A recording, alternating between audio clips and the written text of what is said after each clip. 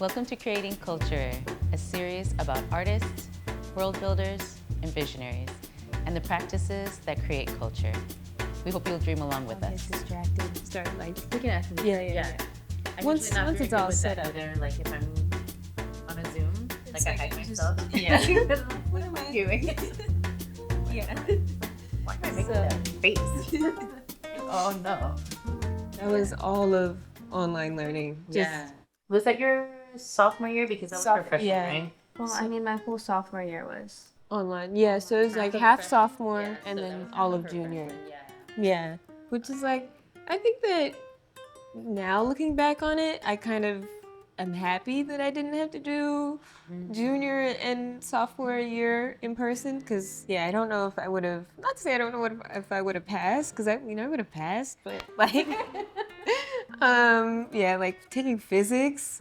When we got that 2-week notification, I was like, yeah, I don't have to take physics. Did like, you have finals at that time? No, No, we didn't you were- have finals. Nothing, right? Nothing. Yeah, so I don't want to say lucked out because like it was a global pandemic and terrible, but hey, I passed physics. So yeah, that was like one positive. So yeah. In the pandemic, were you able to still create art, or were you Yeah, not so as- I think that actually during the pandemic is where I kind of started to create the most, like with the collages Yeah. behind me, especially That's with right, that was so with everything going on in 2020, all the Black Lives Matter protests, all the sexual assault and the Me Too movement kind of starting to. I mean, of course, it had already, been a thing, but really everyone's sitting at home and everyone's has nothing to do but look at their phones and see these things happening on the news. So that's kind of where I got in my room and I was like, let me cut out these letters and make these collages and do something with this time that we have. So that's kind of that is where all that started. So I think I had time on my hands, which is nice. So yeah. Were you doing much art before then, or? I was definitely doing art. I've always been creative, like ever since I was a kid, up in my room, just whether that would be like making doll houses or just making little crafts. I was always making things. I started painting maybe about 6 or 7 years ago when I got an easel. So that's when I actually moved to that genre of art. So yeah, I was always creative, to answer that question. Yeah. So those are your earliest memories you can remember, is like doing creative things with doll houses and. Yeah, I remember even like in preschool, I would always, when we had free time, I would always be over at the easel drawing my stick figures, having the best time over there. So I was always creative, always trying to just make something and just seeing what I could do. Yeah. So yeah. If you had to kind of describe like your community, where you come from, the people who really like support your work and your who you are, how would you describe them? My family it's very diverse. I would say it's kind of like a melting pot. My mom is from Suriname, and so her family is a big Caribbean family. And then my dad is from the States, so of course another big family. So it's kind of two cultures blending together, which I'm very grateful to have. And then, of course, living in a small town, or not necessarily small town, but just living in a community, you have people that become your family, whether that be people from sports games and, all kinds of community efforts that everyone just ends up getting together. And it's, we're not on a family tree together, but if someone said that's not my family, it's like, what are you talking about? So it's definitely a melting pot of someone from here and someone from there, and just people that we've all picked each other up throughout the years, which has been nice. I'm very grateful to have everyone in my life. So yeah, that's definitely my community. Even like the day last week when we had the exhibition, I was like, oh my gosh, so this many room people is so loud. And it was such a nice thing to experience, to have so many people that I love in one room. So definitely grateful for that. Yeah. Are there many artists in your family? I would say so. My mom, she sews. So She so. she'll sew clothing. She makes bags as well. She like make my So cool. yeah. She made one of my dresses, or a few dresses for me, but one of them for my 8th grade dance. So that was nice. But she does make bags now. And then my brothers, they don't draw as much or paint as much anymore, which I kind of get mad at them about that because I'm like, you need to get back into this. But they used to draw a lot, and I think that I kind of took that from them. Like, okay, I want to try to copy what you're doing over there. And then my aunt as well. I have an aunt who's very creative, and she makes quilts. So I think that being able to exist in a space where my family is creative, and even if they weren't creative, encouraging me to be creative in my own space has been helpful in that aspect. So, yeah. The aunt that's a quilt maker, did she teach here? Remember we were talking about, was that the same aunt that had worked with Lisa? No, that's a different okay. aunt. So she'll make portraits out of fabric, and I remember even as a kid, she would give me a piece of paper and be like, "Okay, we're gonna do this challenge where you have to draw a face like this," and I'd be like, "Okay, I don't want to do this, but okay," and it's always been a very encouraging environment for me to grow up in. So I'm happy to be able to sit here and kind of show everyone what it's all, led up to. So yeah, definitely. Okay, so as a dancer, I find I do like my best work in the studio, really, because that's like where I started and that's where I create most of my pieces and choreography. So where is the best place for you to find your inspiration? I definitely love being in my room. I try not to spend too much time in my room because it's in the attic and like you need sunlight and go touch grass and all that.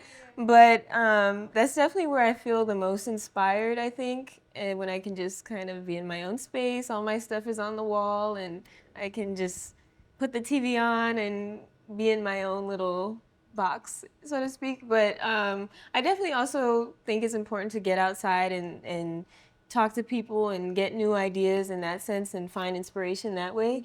So I think it's a balance of both, like finding the inspiration outside and then bringing it to life inside, for me at least. So that's kind of what I would say. Yeah. Who do you get most of your inspiration from? So I love, two of my favorite artists are Frida Kahlo and Basquiat.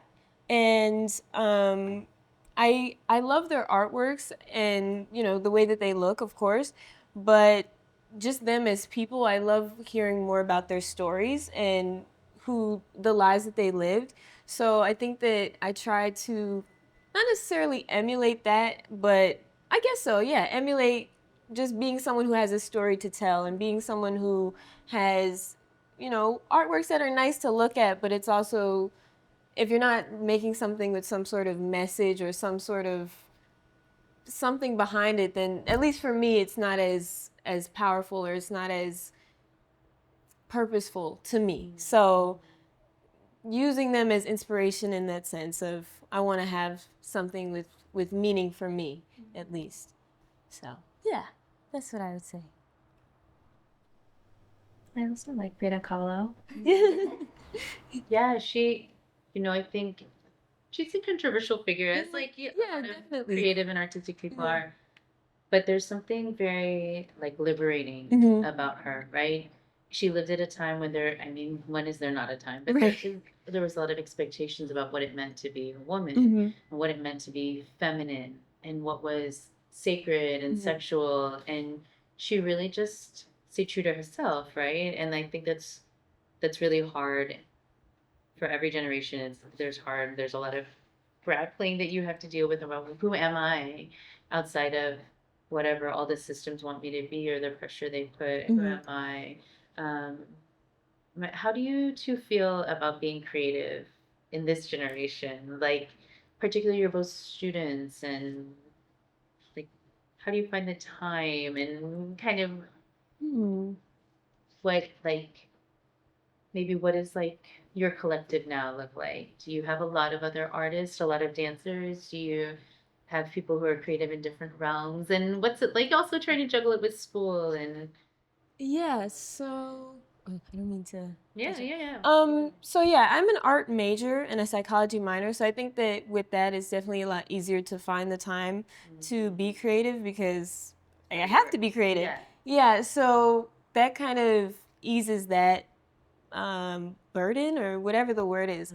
But in terms of, I guess, finding the actual motivation to be creative, because sometimes it's a little tricky, like you have a project to do that's like, this is school, but I want to just do something that I want to do. That can maybe be tricky sometimes, but I'm very grateful to be going to school for something that I enjoy. That's not the case for everyone, so I can never really genuinely complain because it's like I'd rather be drawing a picture that I maybe don't want to be drawing than doing, physics or something. Yeah. So that's definitely give and take, but I'd 100% rather be doing, art, doing something creative. So yeah, that's something. Yeah. Yeah. Well, that's kind of the opposite for me. I don't really have dance well, not that I don't have it, but it's not what I'm pursuing. But I mean, I still work at the dance studio and I make time for it, which is really all you can do if you're not really learning or studying it at school all the time. And like, since we're in this area, it's so easy to just hop on a train and take a class in the city or like see people somewhere else and take other like classes and meet other teachers, do other styles. So I feel like it's prime area and prime time for creating. Yeah, I like think so. explore, right? Just Yeah. do it. I think one thing that is maybe a little difficult with being creative in a generation of social media is feeling like all of your creativity and any hobby that you want to go into has to be kind of monetized for social media. Like I've been wanting to get into, there's so many crafts and so many things that I've been wanting to get into, whether that be knitting or sewing and all kinds of stuff, and I feel like I have to do it and post it and get some sort of attention or get some sort of something to be able to sell it, or and that can get kind of tricky where it's like I don't want to just be making just to sell stuff. I don't want that to be the mindset that I fall into where I have to just go so I can make money and sell stuff. Sometimes it's just nice to make stuff for your own house and make stuff for yourself.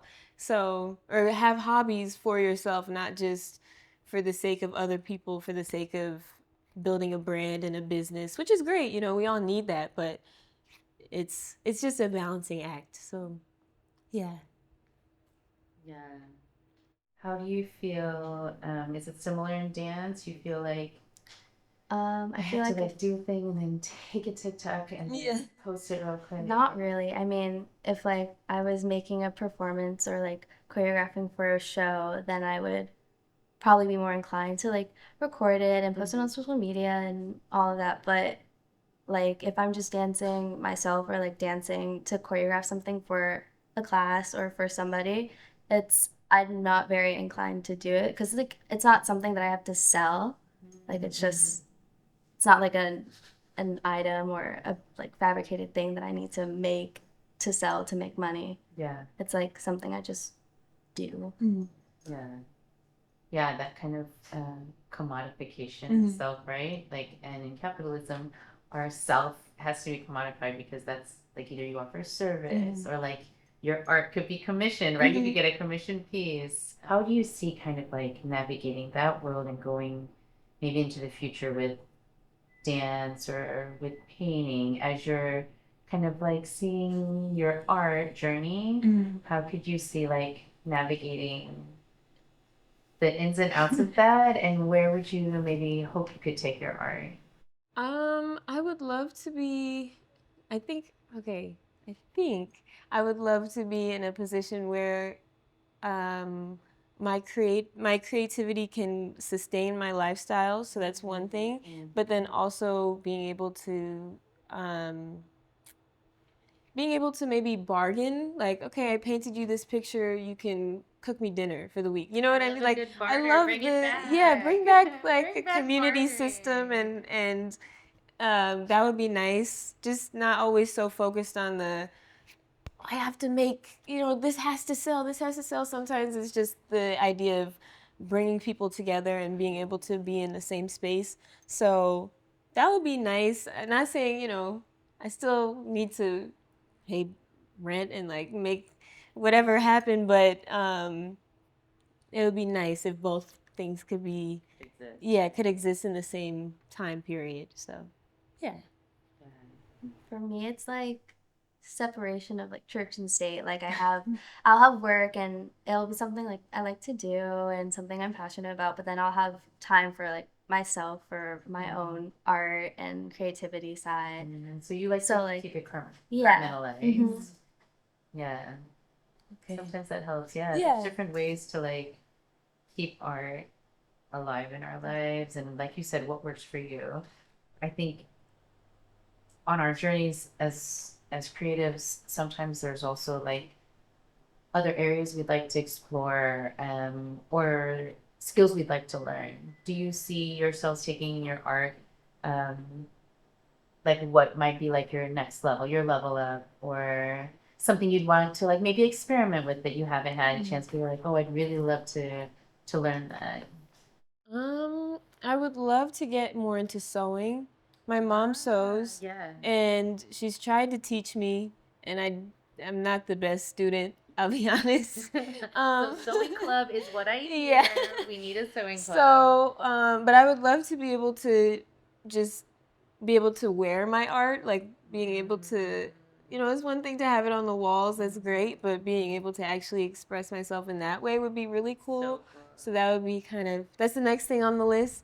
I think it's been on my New Year's resolution for like 3 years. Learn to sew, and it never happens. So maybe, hopefully, I'll put it out there. I can do it. Yeah, learn to sew. You all everybody heard it. The next stage for Tatum will is be some wearable art. Yes, definitely. So, Like Anthony. Yeah. One of our Mac alum, he goes to NYC for fashion, and he does like fashion shows and the whole runway thing. Yeah. All right. Very cool. Yeah, I think he made his prom outfit. Yeah, he did. Yeah. He did. You mentioned that He was like, he had like a tux kind of, but it had like tulle around. It was like, I think it was a cape. It was so just decked out. It was very prom of him. Yeah, it was really cool.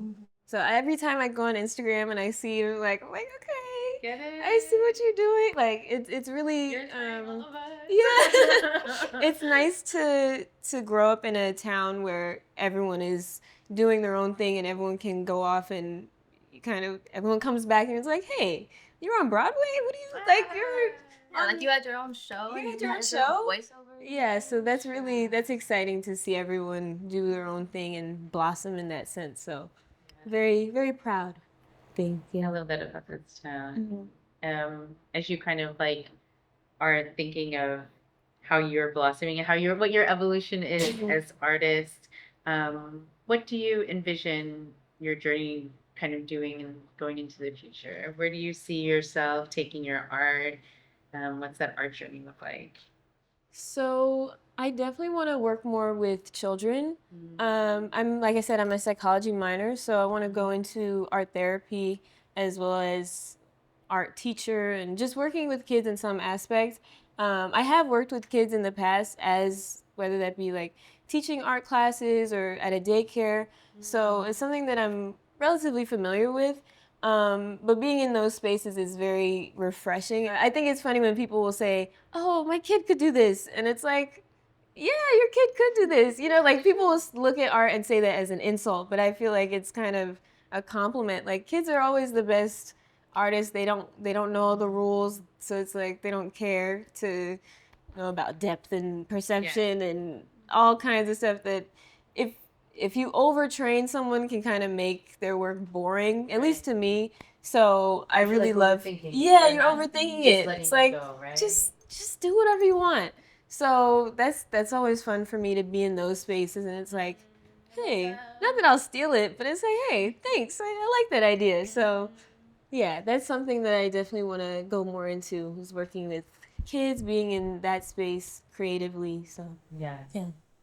There's something really like hopeful about kids, right? Mhm. About like that next generation, and kind of like teaching what you've learned, what others have taught you, and what you're kind of Yeah. enjoying right now. Like, how does it feel to make art, to be creative, right? And then this next little nugget's coming right after you, and you're like, oh, I want to learn how to do that. So it's like, that's super beautiful. I think we've got like our final questions, and we're Okay. hoping to maybe finish these questions and all of the sessions like this. So we'll have 3. Do you want to ask for the first one? Okay. What brings you the most joy? About making art. And then you can ask for the lesson too. I think that my family, my community has always been my audience. I remember when I was a kid, I would like write on pieces of paper, art show in the house, like come upstairs now, and put that like everywhere. Yeah. So it's nice to take a picture and put it on Instagram and do all that. That's always fun, but to be able to like bring a piece downstairs and be like, hey guys, what do you think of this? And I like hearing feedback too. I'm not afraid of you should do this, or hey, that eye is a little fun. Like I don't I'm happy to get the feedback, but I think that brings me joy to kind of have those types of conversations. So yeah. Share that art. Mm-hmm. Yeah. That's beautiful. So I'll ask the second question is, what frustrates you about your art or making art?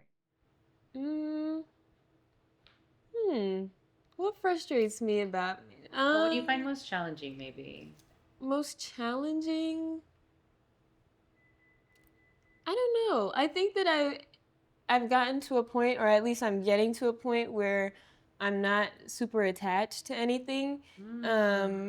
So I mean, of course, there's pieces that I like and that I would, I like more than others, I'll say. Yeah. But even like with the one behind me, I don't know if you can see it in the frame, but I love that one. like I don't, if someone came in and ripped up a piece, I wouldn't be super happy, but at the same time, it's like, yeah, I could do it again. Like, so I don't think I get super frustrated if I can or can't do something, because it's just like, I'll do it again or I won't, and I'll just keep going. Yeah. So yeah, I think, not to say nothing, because I think I definitely do get frustrated at times, but not when I'm creating.